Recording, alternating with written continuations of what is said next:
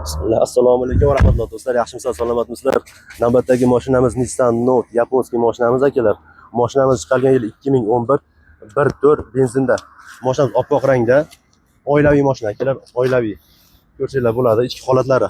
Turi aynan elektropaket. Ichki holatlar juda ham keng ekan. Ko'rsanglar bo'ladi. Podogrev sideniya bor ekan, pechka, konditsioner hammasi bor ekan. Bu kengligini qarasanglar bo'ladi. U komfortli ekan-chi. Xudo xolasa mashina yaxshi ekan. Bunaqa sekret cho'ntaklari ham bor ekan. Hop, endi orqa holatlari. Hop, ko'rsanglar, kengligini qaranglar, mana ichi kengligini. Nihoyatda menga yoqdi. Mana o'tirganda hamchi, mana bismillah. Mana kengligini qaranglar. Maza qilib ketadi, orqaga ketgan odam, mana ayog'ini ko'ryapsizlar, mana rastiyaniyanichi, kengligi zo'r ekan.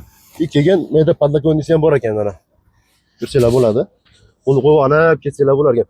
Uzoqqa Bishkekami, Jalovatga bemalol borib kelsanglar bo'ladi. Damligi ham zo'r ekan.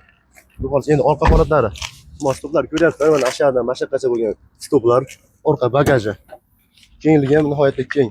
Bir 3 ta 4 ta chamadon sig'ar ekan. Hop.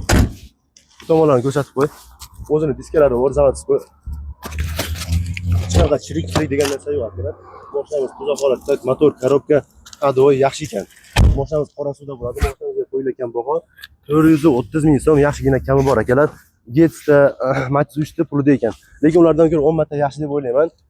Agar sizga yoqqan bo'lsa, fikrlarda, izohlarda qoldirsanglar bo'ladi. Egasi nomerlarini pastda qoldirib, telefon qilib bemalol bog'lanib mashina olib qo'ysanglar bo'ladi. Assalomu alaykum va rahmatulloh.